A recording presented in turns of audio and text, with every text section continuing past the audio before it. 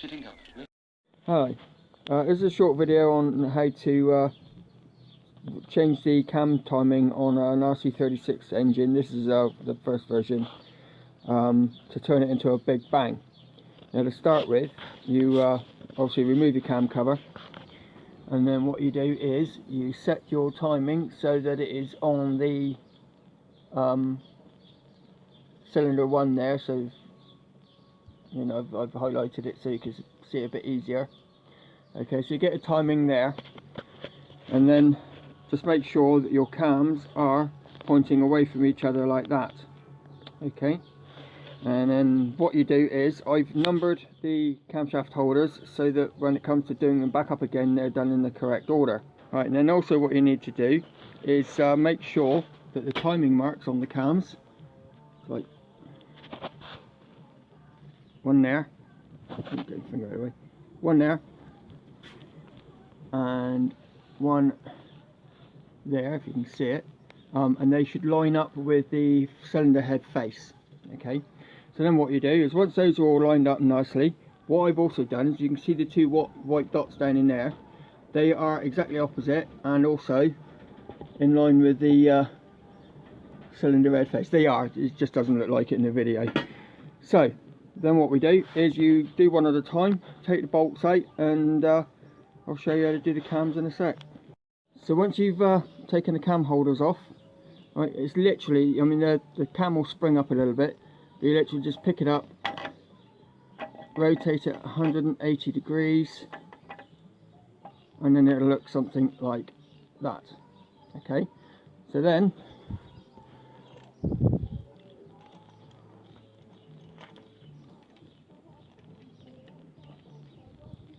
refit the cam holders. Okay,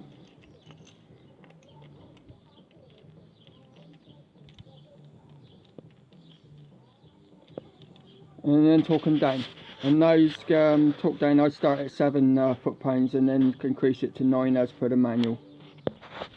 Okay, so done that one, torqued it down, finalised it 9 foot-pounds, and when you check the markings, right, the dot is that side, the camshaft mark is that side, and they're both dead level with the cylinder head face as they should be. And then all you do, take the cam holders off the front of the inlet, do the same. They are above at the time, and then when you put the cam holders on, it compresses down and you know, sets in position like that one does. So just put the cam holders back on this one. Right, so essentially I've turned it over, checked the alignment, and that one is exactly where it's supposed to be. So they're now both totally rotated 180 degrees. So final torque up to 9 foot-pounds.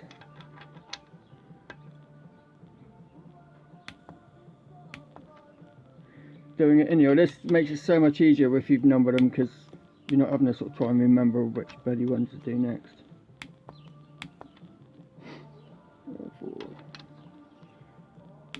Not so easy doing it one-handed either, because I did have another camera on the go, but it's decided to give up.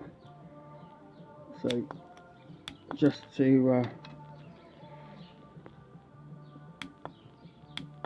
okay, so there is essentially the way to do it. Now, proof of the pudding is put your socket on the end of the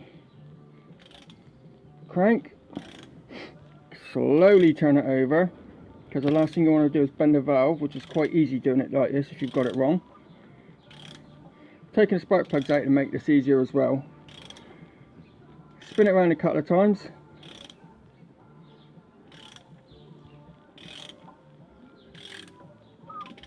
And obviously nothing's hitting, so there you are. Put it back together, fire it up. Hope this helps for anybody that wants to do it. Cheers.